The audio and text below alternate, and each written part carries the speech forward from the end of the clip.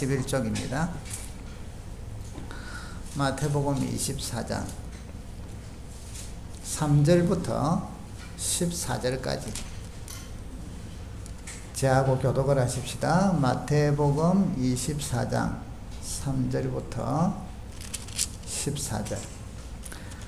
예수께서 감람산 위에 앉으셨을 때에 제자들이 조용히 와서 이르되 우리에게 이르소서 어느 때에 이런 일이 있겠사오며 또 주의 임하심과 세상 끝에는 무슨 징조가 있사오리까. 예수께서 대답하여 이르시되 너희가 사람의 미움을 받지 않도록 주의하라. 많은 사람이 내 이름으로 와서 이르되 나는 그리스도라 하여 많은 사람을 미혹하리라. 난리와 난리 소문을 듣겠으나 너희는 산과 들어가지 말라. 이런 일이 있어야 때까지 끝이 아니니라. 민족이 민족을 나라가 나라를 대적하여 일어나겠고 곳곳에 기근과 지진이 있으리니 이 모든 것은 재난의 시작이니라. 그때에 사람들이 너희를 환난에 넘겨주겠으며 너희를 죽이리니 너희가 내 이름 때문에 모든 민족에게 미움을 받으리라. 그때 많은 사람들이 실족하게 되어 서로 잡아주고 서로 죽이겠으며 거짓 선지자가 많이 일어나 많은 사람을 미혹하겠으며 불법의 사업으로 많은 사람의 사랑이 식어지리라. 그러나 끝까지 견디는 자는 구원을 얻으리라. 같이 읽습니다. 이 천국 복음이 모든 민족에게 온 세상에 전파되리니 그제야 끝이 오리라. 아멘. 오늘은 또 이렇게 밤새 비가 와서 또 교회 오는데 저는 비 올 때마다 참 그런 생각을 해봐요. 오늘도 특히 주일날은 성령의 단비가, 은혜의 단비가 우리에게 내려주시기를. 참 세상 사는 게 힘들고 여러분 고달프잖아요. 그죠? 특히 믿음으로 살려고 하면 고달픈 게 정상이에요. 승리할 때도 있지만 고달픈 게 정상이에요. 그러려면 우리는 은혜의 단비가 필요하죠. 순간순간도 주님과 동행하려고 애를 쓰고 또 예배 가운데 임하시는 하나님의 은혜, 또 위로하심. 그래서 오늘도 여러분 예배를 통하여 찬양과 기도와 모든 말씀과 모든 것들을 통하여 주님과 더 만나시고 또 믿음의 눈이 열리시고 하나님의 크신 또 위로가 충만하기를 바랍니다. 자, 오늘 한번 따라 하십시다. 끝까지 견디는 자만 구원을 받습니다. 시작. 끝까지 견디는 자만 구원을 받습니다. 자, 제목이에요. 끝까지 견디는 자만 구원을 얻습니다. 한 번 더 시작. 끝까지 견디는 자만 구원을 얻습니다. 이게 이제 오늘 주님이 하신 말씀이에요. 여기 말씀하시기를 13절에 그러나 끝까지 견디는 자는 구원을 얻으리라. 여러분 우리 신앙생활은 끝까지 견디는 걸 좀 신경을 쓰셔야 돼요. 너무 우리가 쉽게 생각을 해요. 어떤 분은 이렇게 질문할 수 있겠죠. 믿으면 구원받는다 안 했습니까? 믿으면 구원받는데 끝까지 견디면 구원을 받는다. 뭔가 다르게 느껴지시나요? 믿으면 구원받는다 너무 쉬워. 그죠? 끝까지 견디면 구원을 받는다 이건 너무 어려워. 그럼 뭐지? 여러분 오해하지 마십시오.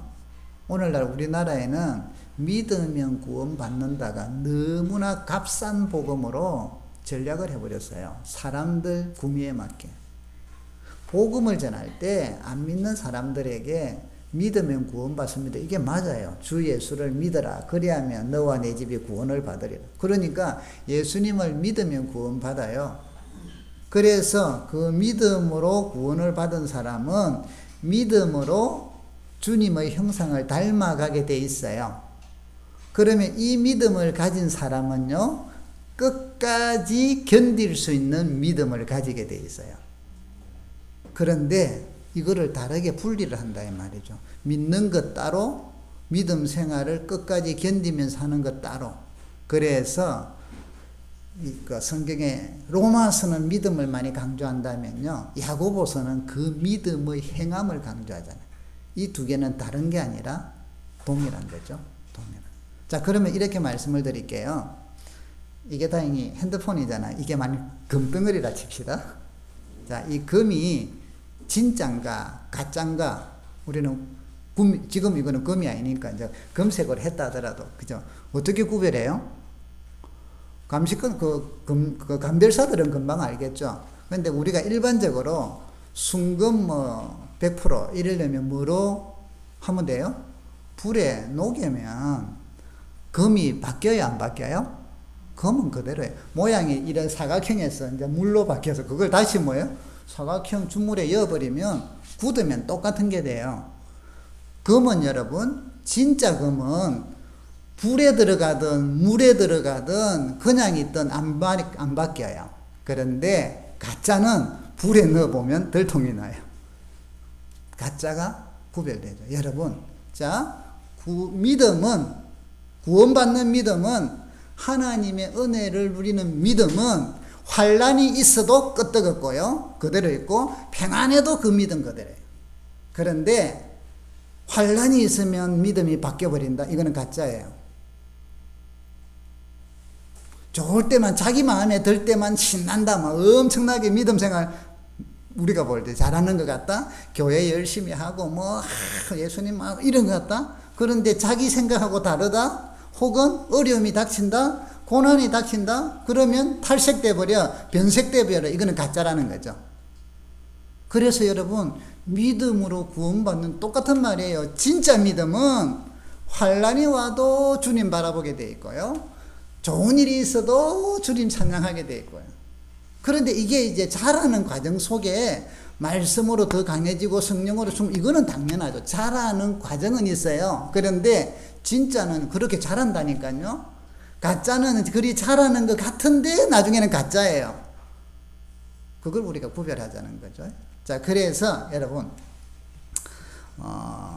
히브리서 11장에 보면 잠깐만 넘겨볼래요? 히브리서 11장에 보면 34절 366쪽 신약성경 자 33절부터 38절까지 한번 같이 읽읍시다. 33절부터 38절 저하고 교독합니다. 시작. 그들은 믿음으로 나라를 이기기도 하며 의를 행하기도 하며 약속을 받기도 하며 사자들의 입을 막기도 하며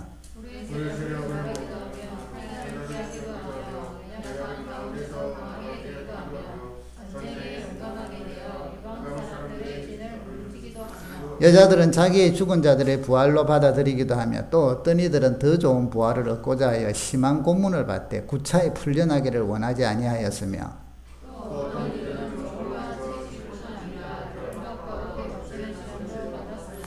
돌로 치는 것과 톱으로 켜는 것과 시험과 칼로 죽임을 당하고 양과 염소의 가죽을 입고 유리하며 궁핍과 환난과 확대를 받았으니 이런 사람은 세상이 감당하지 못하느니라.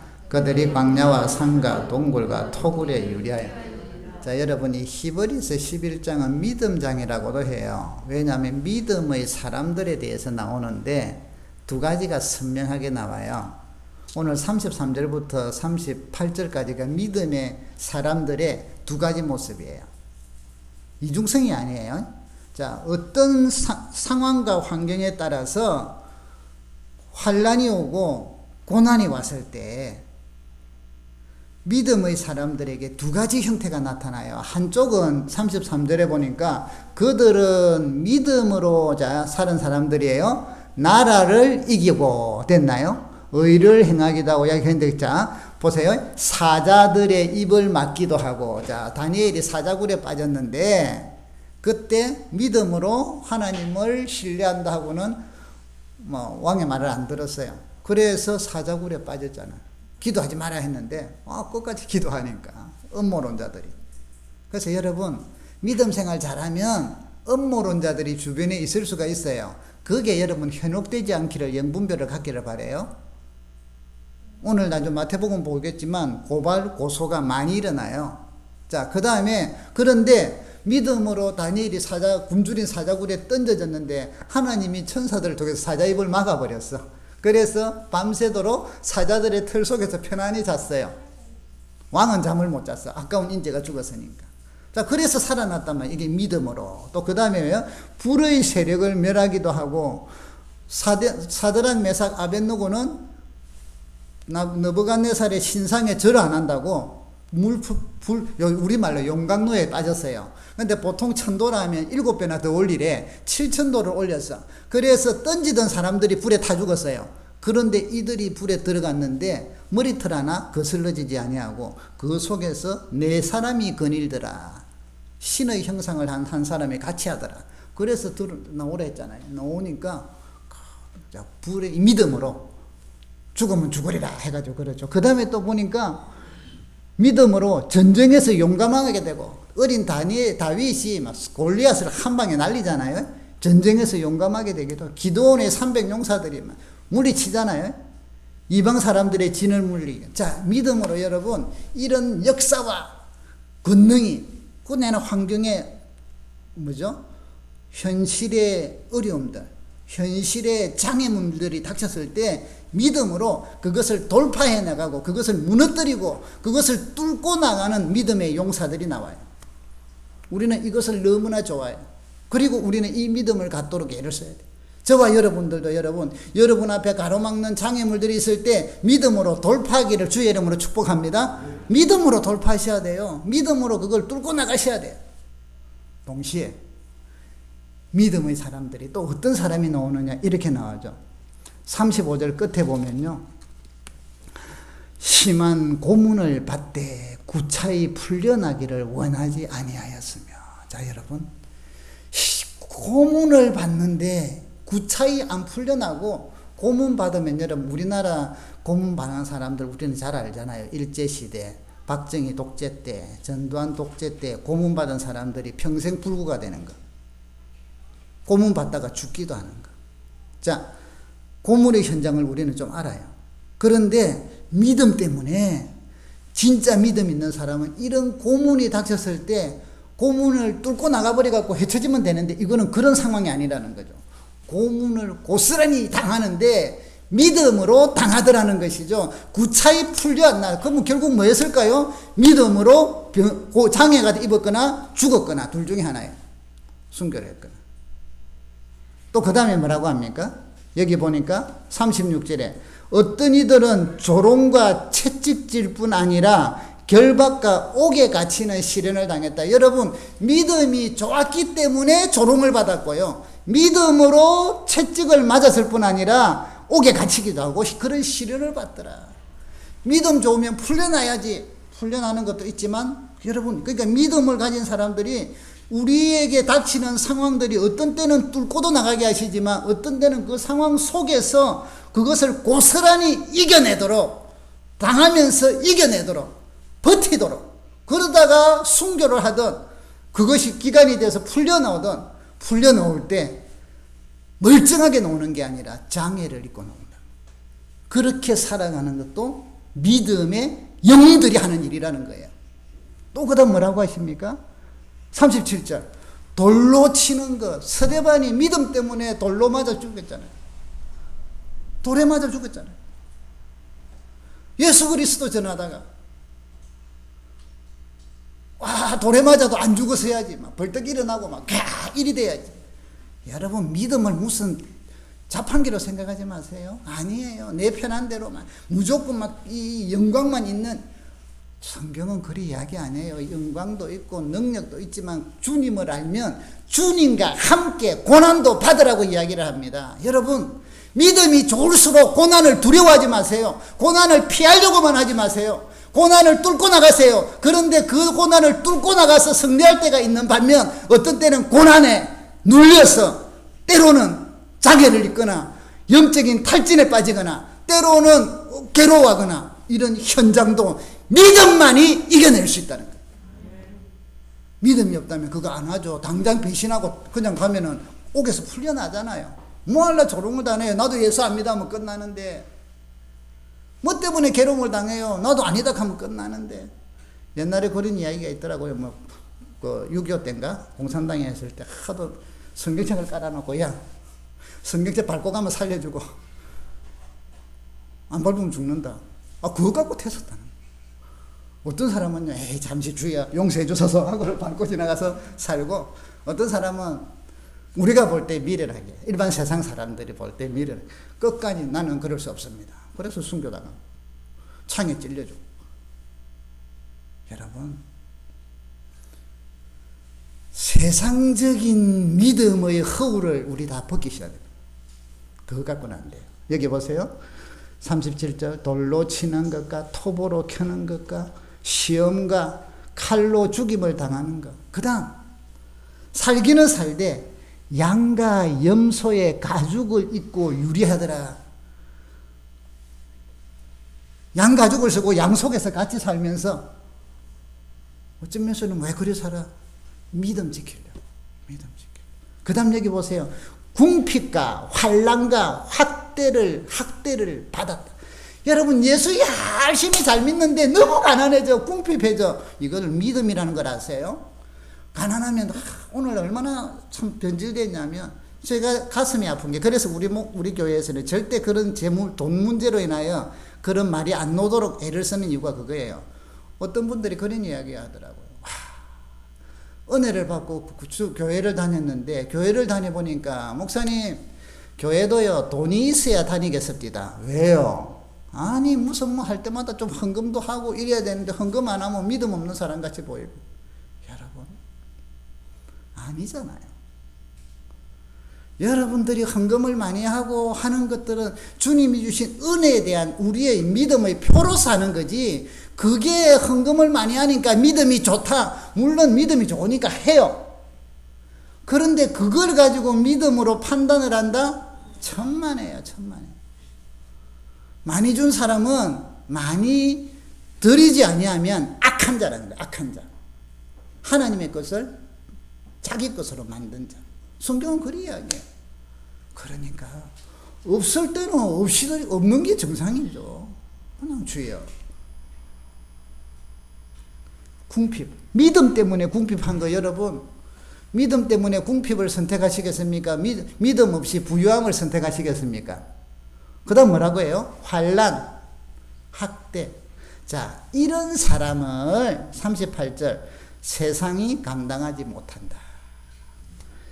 여러분, 진짜 믿음은 이런 거예요. 그래서 우리 앞에 놓이는 여러 가지 어려운 환경들일 때 믿음으로 주님 의지하면서 뚫고 나가려고 전진하세요.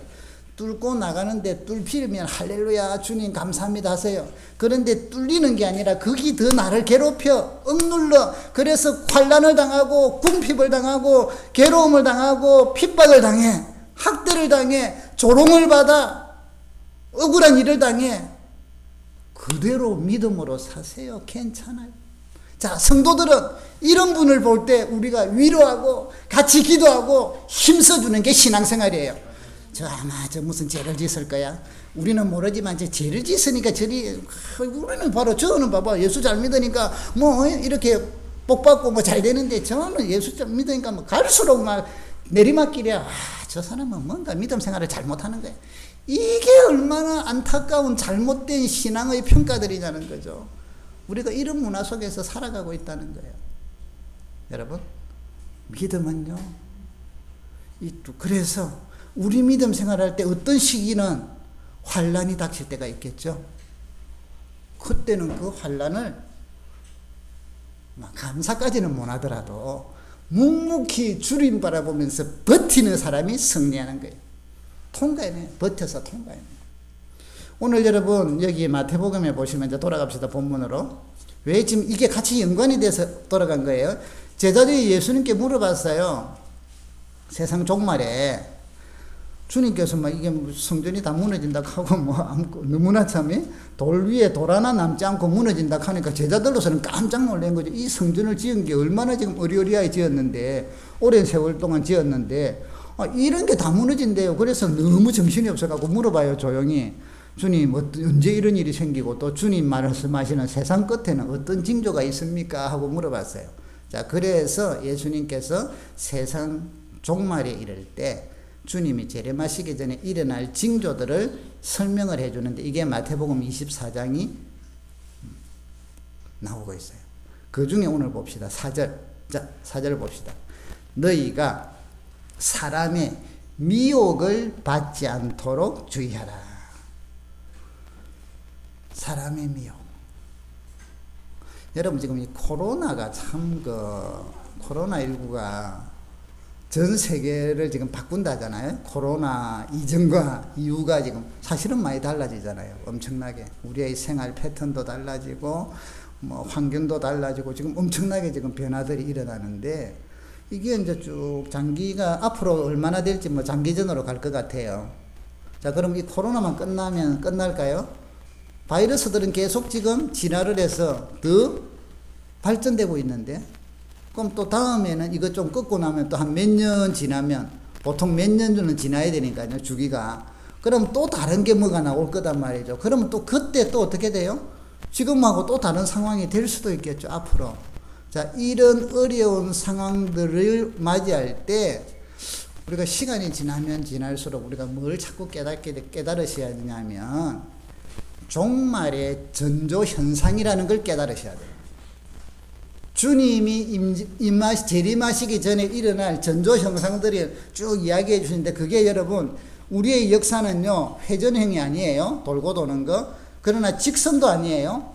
돌면서 앞으로 나가는 역사가 아니에요. 그래서 봄, 여름, 가을, 겨울이 왔는데, 그 봄, 여름, 가을, 겨울이 작년 그대로가 아니라 바뀐 봄, 여름, 가을, 겨울. 자꾸 앞으로 가면서 어떻게 돼요? 똑같이 같은데 진전을 해. 이게 어디로 가느냐? 주님으로 향하여 간단 말이에요. 주님의 재림. 우리가 말하는 종말. 그 위에는 새하늘과 새 땅이 새롭게 펼쳐지는. 자, 그래서 역사는 반복되는 것 같은데 반복만 되는 게 아니라 전진한단 말이에요. 앞으로 조금씩. 언제를 향하여? 주님의 재림으로. 그럼 지금 이제 우리가 주님의 재림이 언제가 될지는 우리는 모르지만 오늘 전조 현상들을, 일어날 일들을 미리 가르쳐 주셨어요. 이번에 코로나를 통해서 우리가 가만히 보면서 영적인 문제, 우리의 신앙의 문제, 마음의 자세, 그리고 어떤 주변에 일어나는 환경들, 지금 우리나라가요, 우리 성도들에게, 믿음의 백성들이 이 전조 현상에 대한 여러 가지 징후를 다 보여주고 있어요.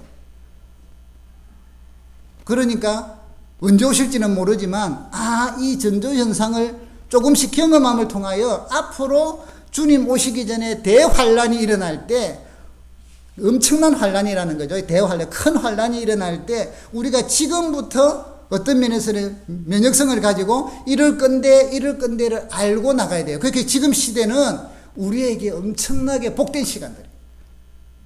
앞으로 믿음 생활을 어떻게 해? 자, 여기서 이런 것으로 인하여 그동안 일어났던 우리나라 교회의 거품이 얼마나 많이 걷어져요. 믿음의 거품. 싹 걷어지잖아요. 여기 보세요. 그래서 미혹을 받지 않도록 주의하라. 첫 번째, 5절. 많은 사람이 내 이름으로 왔을 때 나는 그리스도라 하여 많은 사람을 미혹할 것이다. 계시록에 보면요, 예수님이 다른 표현은 이제 재림하시기 전에 예수님의 모습을 백마탄 구주로 표현이 돼요. 그러니까 이 그리스도라 하는 사람들이 보면 내가 그리스도다 하고 하는 사람들이 자기들을 표현했는데 뭐는 백마 타고 등장하는 경우들이 나타나요. 영상 한번 띄워봐요. 자, 백마의 가장 최근의 주인공 이만희. 그래갖고요, 그 서울의 운동장에서 전체를 다 모아서 스타디움에, 그리고는 백마 딱 타고 등장하는, 자기가 메시아 재림주다 이 말이죠. 그런데 이 사람만 그런 게 아니라 하나 더 넘겨봐요. 이 사람 앞에 있던 이단의 선배들이 전부 백마 타고는. 그래서 신천지들이 놀래버린 게 이런 거예요. 아니, 이만희만 백마 타야 되는데 그 앞에 선배들이라 다 이런 데서 배웠거든요. 백마 탄 사람들 많죠. 최근에 이 사람은 신앙하고 상관은 없지만 적 그리스도의 상징적인 인물 중에 하나예요. 하나님을 대적하는 자. 보여주실래요? 친근한 우리의 형제. 백마 타고 자랑하잖아요. 백두혈통. 백두혈통이가 백마 타고 등장하죠. 성경에 있는 어떤 요소들을 가지고 자기가 재림주라고 이렇게 그리스도라고 하는 미혹들이 많아요. 앞으로 더 많을 거예요. 그리스도라고 하여 많은 사람을 미혹합니다. 그때 여러분 현혹되지 마시기를 바라요. 와, 그렇는갑다. 그렇지 않아요. 그래서 지금 얼마나 많은 사람들이 저런 데 현혹이 되어 있어요. 자, 6절. 좀 이거 내려놓으시고요. 난리와 난리 소문을 듣겠으나 너희는 삼가 두려워 말라. 자, 7절 민족이 민족을 나라가 나라를 대적하여 일어나고 곳곳에 기근과 지진이 있다. 자, 이 뭐죠? 민족이 민족을 요즘 국가적으로 내분 상태들이 많이 일어나잖아요. 그죠? 우리나라도 옛날에 뭐 남북으로, 미국으로 남북으로. 지금도 내전이 많이 일어나죠. 그 다음에 난리도 많고요. 뭐 기근과 홍수와 뭐 여러 가지. 또 전쟁도 앞으로 있고 또 기근과 지진이 많이 일어난다. 요즘은 이제 지진에 대해서 지진 학자들이 경고하잖아요. 불의 고리, 우리 태평양을 중심으로 태평양을 이어가는 이런 쫙 이가 지금 불의 고리라잖아요. 그래서 우리는 안이라서 일본 쪽으로 이렇게 흘러가는데 괜찮은 줄 알았더니 우리나라도 요즘 지진 때문에 막 계속 이제 왜 축이 이동을 하니까.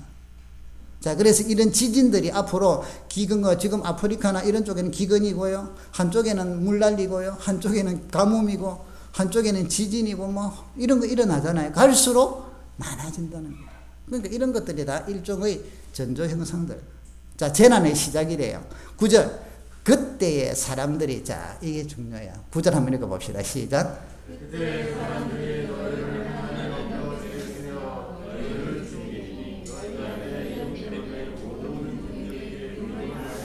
자, 여러분, 우리의 믿음이 이걸 준비하셔야 돼요.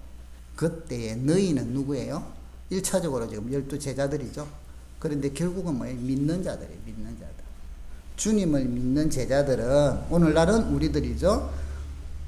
사람들이 환난에 넘겨주겠다. 여러분, 시대가 어떻게 바뀔지 모르는데 어떤 사회적인 현상에 따라서 그 사회가 어떤 체제를 갖느냐에 따라서 예수 믿는 사람들은 환난과 감옥에 가게 돼 있어요. 쉽게 말하면 공산주의나 사회주의 체제하에서는 기독교를 말살시켜야 되기 때문에 믿는 사람들은 잡혀가게 돼 있어요. 그래서 북한에도 없어졌고 중국에도 자꾸 이제 중공에서는 없어져 가면서도 또 허용해주는 약간의 범위가 있어요. 그러다가도 자기들 마음에 안 들면 또 급습하고 선교사들 다 쫓아내고 죽고 이러잖아요. 그래서 우리가 환난에 넘겨줄 사람들이, 우리는 사람들하고 세상하고 세상이 우리를 미워하지만 사랑하고 섬기려고 애를 써야 돼요. 왜? 구원을 위하여. 그렇지만 여러분들이 아무리 섬기고 교회가 아무리 섬기면 세상이 할렐루야 하고 받아들이냐면 오히려 비판하고 그래요. 어떤 교회에 그런 이야기를 하더라고요. 헌혈을 하려고 했대요. 요즘 피가 모자란다니까. 그래서 교회가 좀 커서 성도들에게 목사님이 또 설교를 잘 하셔갖고 오늘 우리 헌혈의 날을 정합시다. 이러니까 많은 분들이 몇백 명이 헌혈을 신청을 했어요. 그래서 이제 헌혈단체에 적십자사에 연락을 해서 어느 주일날 우리 교회로 오세요. 그러면 우리가 헌혈을 해갖고 최소한 몇백 명이 됩니다. 하니까 감사하다 했는데 하루 전날인가 전화가 왔대요. 전화가 오기를 교회에서 하는 거는 안 되고요. 개인이 주민센터에 가서 개인적으로 하세요. 여러분, 세상은요, 교회가 뭐 좋은 일 한다는 거 싫어해요. 싫어한다니까요. 하고도 뭐 왜 그거밖에 안 해? 이런 정도예요, 오히려. 그러다가 못하는 거 있으면 완전히 찬스예요. 찬스. 이게 우리와의 관계라는 거예요. 그래서 여기 보니까 너희를 어떻게 한다? 이거 환난에 넘겨주고 어떤 경우는 죽이고, 그래서 내 이름으로 모든 민족에게 미움을 받으리라. 우리보다 경험한 민족이 있잖아요. 유대인들. 모든 민족들에게 미움을 받고 유량했잖아요. 앞으로 믿음의 백성들은 저와 여러분들이 우리 때에 어떤 상황이 올지 모르는데 미움을 받을 걸 각오하고 믿음을 지켜나가셔야 돼요. 이 믿음을 우리의 자녀들에게 가르쳐야 돼요. 그런데 여러분, 오늘날 너무나 우리는 힘이에요. 그냥 뭐 교회만 다니면 되고 우리 아이들 뭐 교회만 다니게 하면 되고, 그런데 그들 앞에 나중에 이런 비바람, 환란이, 태풍이 몰아칠 때 다 날려가면 어떡해요? 10절. 그때에 많은 사람이 실족한다. 이때 많은 사람이 실족하는 거는 믿는다고 교회를 다니는 사람들이 실족하는 거죠. 일반 사람들이 실족하는 건 아니에요. 지금 성도를 대상으로 하니. 그러니까 이런 일이 일어날 때 그동안 엄청나게 열심히 다녔던 뭐라 해야 되나요? 가짜 믿음이라 해야 되나요?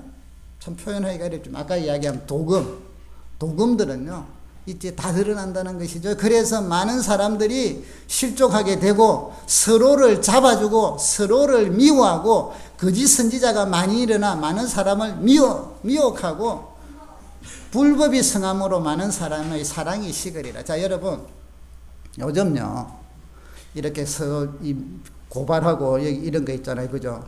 환란에 넘겨주고 이러는 게 아주 우리한테는 안 닥치는 것 같죠? 지금 우리나라에서 일어나고 있잖아요. 요즘 차별금지법 때문에 동성애는 죄인데 잘못된 건데 그거는 안 된다. 앞으로 차별금지법이 발동이 되면 제가 동성애는 죄입니다라고 하면 그때부터 우리는 혼자 목사도 홍길동이 돼야 돼. 아버지를 아버지라 부르지 못하고 죄를 죄라고 말하지 못해. 동성애는 죄입니다 하면 고발하면 잡혀간단 말이에요. 제가 그런 것 때문에 막 하니까 지금 특별히 이름도 참 좋아.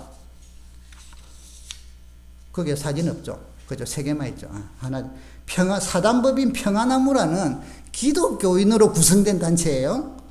한국 기독교 장로회, 여기는 신신학이에요. 서울 북로의 사회선교센터에서 인정을 해준 단체예요. 비영리 단체로서 평화나무인데 이 평화나무가 하는 일이 뭔가 아세요? 물론 교회의 잘못된 것들 이런 것들을 이야기하는 것들은 하는 것도 좋은데 요즘 목사들 고발하는 게 일이야. 차별금지법 반대하는 목사들 고발하고, 응? 선동한 데 가고 또 전에 이제 선거 때도 좀 이야기들 하고 나면 그런 것들 다 고발하고. 그래서 큰 그것도 이제 작은 교회 목사 저 같은 사람은 고발 안 해. 큰 교회 목사들. 그러면 그 사람들은 고발해야 자기들도 이름도 나요. 여러분, 조직적으로 지금 목사라는 사람들이, 그러니까 목사가 여러분, 여기 거짓 선지자 이야기 하잖아요. 거짓 선지자가 많이 일어난대요. 11절에. 목사라는 이름을, 저도 같은 목사라 참 죄송한데, 목사라는 이름을 가졌다 해서 복음을 전하고 하나님의 말씀대로 사는 게 아니라 오히려 교회를 부숴버리고 교회를 없애는 걸 지상의 목표로 삼은 이름과 껍질을 쓴 목사들, 그들에게 무장된 신학이 자유주의 신학이라는 거예요. 자유주의 신학은요, 하나님의 기적도 다 쉽게 말하면 인간의 이성으로 이해되고 내가 생각하는 올바른 가치관, 그 가치관에 맞도록 만드는 게 자유주의 신학이에요. 우리나라에도 지금 이게 너무나 많이 퍼져 있어요. 우리 교회 내에도 얼마 전에 그 신문사가 이를 주도적으로 이제 뉴스 엔조이라는 신문사가 있어요. 그러면서 이들은 날마다 뭘만 하냐면 교회 고발하는 게 교회 나쁜 일. 물론 지금 나쁜 거 많죠. 고쳐야 될 거 많죠. 몇 분만 영상을 한번 틀어줄게요. 참고를 좀 하세요. 김일성이를 찬양하는 그룹들이 젊은 청년들을 바른 진보적인 생각을 가져야 된다면서 가르치고 있단 말이죠. 그게 지금 교회 안에 일어나고 있는 일이에요. 교회 밖에는 다음 문제라니까요. 자, 영상 한번 띄워보세요. 가운데 좀 누르면 돼요. 적당하게.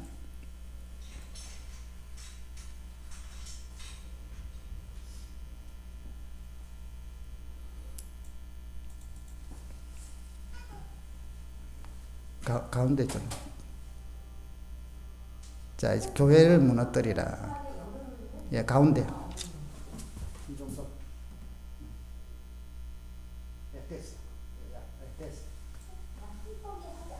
자, 중간점 보십시다. 이거는요, 소리 약간 켜주세요.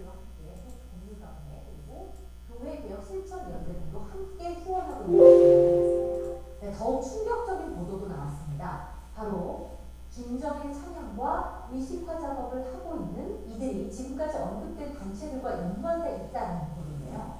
크리스천 투데이의 뉴스앤조이 예수교냐 수령교냐라는 기사에서는 기독 청년 아카데미와 뉴스앤조이의 관계에 대해 이렇게 설명하고 있습니다. 뉴스앤조이 관련 주사파 성향단체 아름다운 마을 공동체 구성원들이 대한민국 군대까지 침투해서 의식화 공작과 김일성 찬양 옹호 활동을 펼치다 처벌을 받고 엄청난 사회적 파장을 일으켰던 사건을 보입니다. 그런데 이들의 대담하기까지 한 행보는 대학가와 교회 청년들인 선교 단체들까지 뻗어나갑니다. 자료에 따르면 뉴스앤조이는 홍보를 통해 청년 모집을 돕고 기독 청년 아카데미는 교육을 통해 이들을 의식화한 뒤 마을 공동체 생활을 통해 이들을 소위 혁명정사로 만들고 그중 일부는 뉴스앤조이에 파견하는 식의 무기적 활동을 진행해왔던 것으로 보인다. 네, 기청하에서 의식화 교육을 받은 이들은 아름다운 마을 공동체에 가서 다시금 공동체 생활을 하며 제대로 된 주사파 교육을 받습니다. 이 아름다운 마을 공동체의 핵심 멤버는 바로 최초로 목사라는 사람인데요. 앞서서 나눴던 여러 단체들과 굉장히 밀접한 관련이 있는 인물이기도 합니다. 최 목사는 북한에 다녀온 바 있는데요. 그곳에서 21세기 태양 김정일 장군 만세라는 글귀 밑에서 사진을 찍었습니다. 충격적인 것은 빨간 사진을 이 마을 인터넷 카페에 올렸는데 21세기 태양 김정일 장군 만세 서로라는 제목으로 올렸다는 것입니다. 최초로 밑에서 공동체 생활하는 마을 회원들은 김일성 창가의 청춘을 부르는데요. 이 노래는 청춘을 어머니 땅인 노동당과 김일성 부자와 북한 조선 인민민주주의 공화국을 위해 아낌없이 드리자는 내용입니다. 더욱 정확한 일은 이 마을에서는 노골적으로 김정일 장군님, 김일성 부총리라는 표현을 사용하고 있다는 점입니다. 네, 특히 민주주의와 인권 자, 그만요. 자, 여러분, 그만. 자, 요거는 부분적인데 우리는 사회생활 끄세요. 예, 무슨 내용이냐 하면 이런 거예요. 기독교의 올바른 그러니까 좋은 어떤 그 이름들이 참 좋잖아요.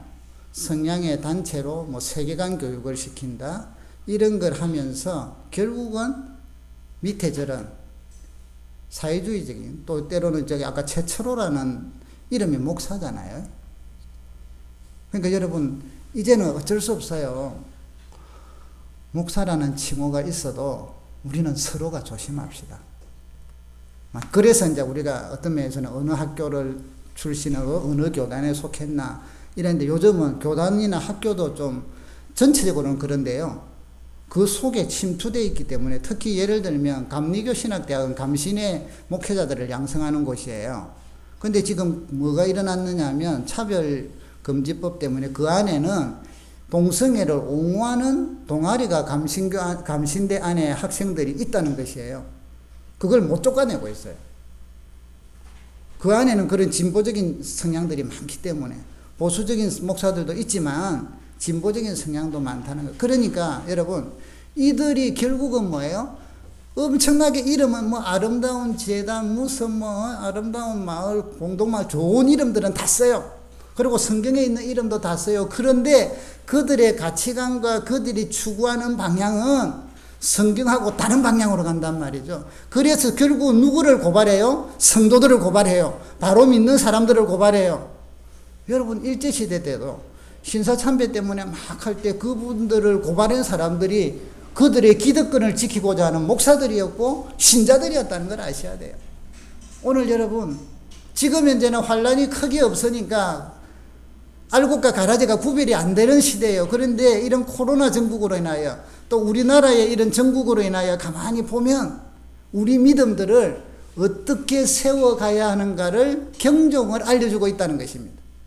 도전을 주고 있다는 것입니다. 그래서 여기 보세요. 14절에 거짓 선지자가 많이 일어난단 말이죠. 거짓 목사들이 많이 일어날 거예요. 그렇기 때문에 저도 항상 두렵고 떨려요. 거짓 목사가 안 되도록 애를 쓰려고요. 내용만 보는 게 아니라 그들의 삶과 내용과 그들이 추구하는 방향들을 같이 보셔야 돼요. 저는 여러분 정치적으로 우파도 아니고 좌파도 아니에요. 지금 이제 우리나라의 우파는 저는 골통들이라고 불러요. 골통 우파.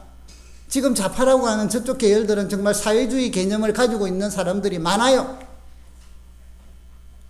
대학 때 운동권들을 저도 잘 알기 때문에 그래요. 그런데 기독교는 우파도 아니고 좌파도 아니에요. 물론 사회주의 개념으로는 달라야죠. 그거는 교회를 말살시키니까.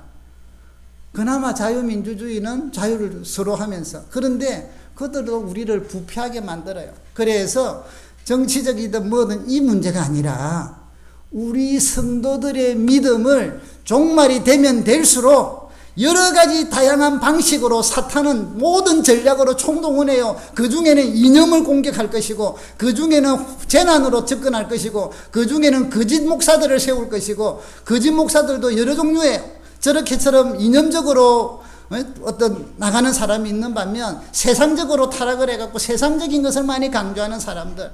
그래서 우리 믿음을 바로 세워간다는 것은 여러분 남이 먹여주는 게 아니라 우리가 성경에서 바로 세워나가야 됩니다. 그래서 설교를 듣고 말씀으로 배우고 깨닫고 하면서 이게 바른가 하고 살펴들 봐야 됩니다. 오늘 여기 그것이 그래서 여기 뭐라고 합니까? 12절에 자 이렇게 많은 거짓 선지들이 나타나서 많은 사람을 미혹하니까 불법이 성하더라. 많은 사람의 사랑이 식어질 것이다. 이런 상황 속에서 사랑도 없고, 그래서 여러분 교회 안에서도 사랑이 자꾸 없어지게 되고 모이기를 피하게 되고, 이게 다 영적인 문제단 말이죠. 사탄의 역사다.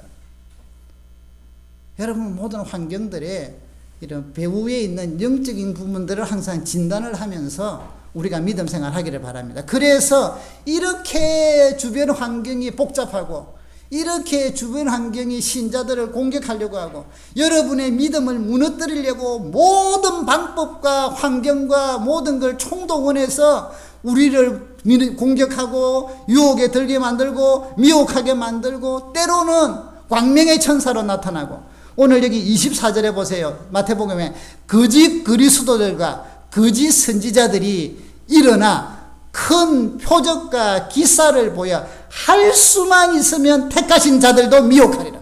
이게 핵심이라. 할 수만 있으면 믿는 자들을 미혹해서 믿음에서 떨어지게 만들고 주님으로부터 떨어지게 만들고 세상적인 복음으로 바꾸게 만들고 외형만 기독교인 척하고 속은 다른 그런 것으로 만들게 하는데, 할 수만 있으면 모든 방법을 총동원한다는 것입니다. 그렇기 때문에 우리는 깨어 있어야 된다는 거예요. 그렇기 때문에 대충 하다가는, 여러분 졸다가 어떤 분이 그런 이야기라도 설교 시간에 졸릴 때 뭐 이야기를 했대요. 자, 이게 틀린 사람은 이랬었어요. 근데 졸다가 이름을 부르니까 벌떡 일어나가지고 전 안 했어요. 졸면 정신이 없잖아요. 영적으로 깨어 있으라는 말이 그 말, 24시간 잠자지 마라가 아니라, 여러분 지금 현재 우리의 이런 현상을 보면서 환난이나 어려움들이나, 지금은 그리 큰 환난은 아니죠. 그렇지만 이런 걸 보면서 여러분 하나님 앞에 예배 드리는 게 이런 환경 저런 환경으로 자꾸 무너지기 시작하시나요?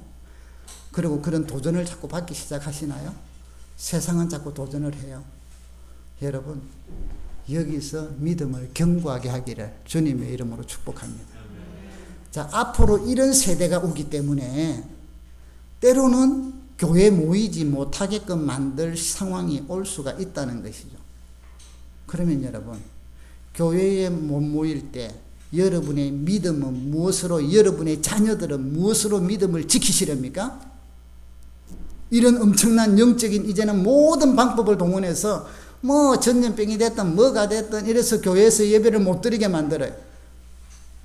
그랬을 때 우리는 내 믿음과 우리 아이들의 믿음과 우리 가정의 믿음을 무엇으로 지키시겠습니까? 하나는 어려움이 없을 때 성경을 가까이 하고 성경을 우리 아이들에게 잘 가르쳐서 말씀이 그들의 마음판에 새겨지도록, 그래서 암송도 하고 읽기도 하고 이러는 거예요. 또 하나는 밖에서는 모르잖아. 집에서 가정 예배를 드리는 가족끼리. 지금 여러분 우리 교회가 가정 예배를 제가 이제는 강조를 하죠. 이거는요 종말을 맞이한 성도들의 영적인 전략이에요. 그것만이 여러분의 가정이 살아날 수가 있어요. 여러분의 아이들이 믿음으로 살아날 수가 있어요. 가만히 놔두면요 다 넘어가게 돼 있어요. 학교 가면 이제 차별금지법이 제 생각은 그래요. 아마 지금 민주당이 그냥 투표하면 다 그대 아마 곧 될 것 같아. 반대는 하지만 그러면 여러분의 아이들이 학교에 가서 동성애를 배우기 시작하고 거기에 대한 성관계하는 걸 가르치기 시작하고 이런 걸 배운다면 그걸 그대로 두시렵니까? 어디서 걸려야겠어요? 집에서 걸려야죠. 예배 드리면서 이런 거는 잘못된 거야. 이런 거는 하나님 앞에서 죄야 하고 가르쳐야 되죠. 그런데 그걸 지금부터 안 했다가 그때 되면 한다? 그의가 안 됩니다. 지금 이 코로나 전국은 우리 믿음 생활에, 저와 여러분의 믿음 생활에 깨어서 기도하며 근신하며 끝까지 믿음을 지키기 위하여 인내할 수 있는 그런 감을 갖도록 또 그런 것들을 맛볼 수 있는 맛배기로서 우리에게 어떤 면에서는 참 유익한 시대이고 현실이에요. 여기서도 이 정도에도 믿음이 떨어지고 예배를 못 드리고 자녀들에게 말씀으로 못 가르치고 이런다면 정말 강한 환란이 오면 전부 다 추풍낙엽이 될 거예요. 지금부터 여러분 마음으로 단련을 하십시다. 훈련을 해보십시다. 여러분 자녀들과 가정예배를 드리시고 또한 말씀으로 가르치시고 또 하나님 앞에서 우리가 바로 세워지도록 예배 시간에 그래서 여러분 주일 낮에만 오지 마시고 수요일 날도 좀 오셔서 이런 시기에 우리 믿음을 지키고 우리나라를 지키고 우리 후손들이 믿음이 바로 되도록 수요일 날 좀 오셔서 같이 예배드리고 기도합시다. 금요일 저녁에 좀 시간 내셔서 드라마 볼 것 좀 보지 마시고 다른 거 할 것 좀 시간 조절하시고 하나님 앞에 핍박이 있을수록 모여서 기도하면서 우리의 영성을 내적인 내공을 믿음의 내공을 길러야 되지 않겠습니까? 그걸 안 기르는데 어떻게 이겨내겠어요? 비바람을 이기겠어요? 그래서 요즘 모이지 마라. 그래서 소그룹은 안 해요. 제가 이번 주에 촬영회 가서 성경 공부를 하려 했는데 제가 못했어요. 이번 주에 최대한 만들어 보겠습니다. 성경 공부도 그런 걸 하지만 아무튼 모이는 예배 때 모여서 기도하시고 말씀으로 은혜 받고 우리 교회와 우리 성도들과 여러분의 자녀들과 이 나라와 이 민족과 앞으로 주님의 영광을 위하여 이 영정도의 복음화를 위하여 우리가 기도하는 그런 믿음의 종들이 되고 모이기를 힘쓰는 그런 종들이 되기를 주의 이름으로 축복합니다. 우리 같이 한번 주여 하면서 기도하십시다. 말씀을 생각하시면서 기도하십시다. 하나님 환난과 핍박 가운데서 우리 믿음이 끝까지 견디고 이겨내는 믿음이 되게 하여 주소서. 그런 믿음으로 우리 성도들이 똘똘 뭉치게 하여 주소서. 주님 바라보게 하여 주소서. 우리 자녀들이 그렇게 되게 하소서. 주여 한번 보내면서 기도합니다. 주여 살아계신 하나님 아버지 이 시간 저희들이 한 마음으로 간절히 기도합니다. 아버지 하나님 주님이 오시기 전에 여러 가지의 거짓 선지자들과 환난과 때로는 재난과 모든 것들이 닥치는데 이런 가운데서도 끝까지 견디는 자가 구원을 얻는다 하였는데 오 주여 우리에게 그 믿음을 주시옵소서. 참 믿음을 주셨는데 말씀으로 우리가 이런 환경의 현실에 흔들리지 않게 하여 주소서. 하나님 아버지 하나님 중심으로 살아가게 하여 주시옵소서. 나의 아버지 인도하여 주시옵소서. 주여 도와주시기를 간절히 바라옵고 원합니다. 하나님 아버지 인도해 주시기를 간절히 바라옵고 원합니다. 주님 도우시옵소서. 아버지 인도하여 주시옵소서. 주여 도우소서. 하나님 아버지 끌어주소서. 주여 도우소서. 나의 아버지 끌어주옵소서. 주여 도우소서. 하나님 아버지 주시기를 바라옵고 원합니다. 주여 도우소서. 살아계신 하나님 아버지 주님의 오늘 말씀이 종말이 임하기 전에 이날 재난들에 대하여 또 우리 성도들에게 닥칠 어떤 상황들에 대하여 미리 말씀해 주시며 우리로 하여금 이게 대해서 대비할 믿음을 기르도록 허락해 주심을 감사를 드립니다. 이번 코로나 사태를 통하여 그동안 우리가 겪지 못하고 생각하지 못한 현상들을 만납니다. 우리나라 지금 되어가는 상황 속에서 이런 여러 가지 환경들을 만납니다. 하나님 아버지 이때 우리 믿음이 더 굳건해지게 하시고 주님을 바라보며 환난과 어려움과 재난 가운데서도 승리하는 종들이 되게 하여 주시옵소서. 끝까지 견디는 자가 구원을 얻는다 하였사오니 우리 믿음으로 끝까지 견디고 승리하는 종들이 되게 하여 주시옵소서. 예수님의 이름으로 기도드립니다. 아멘.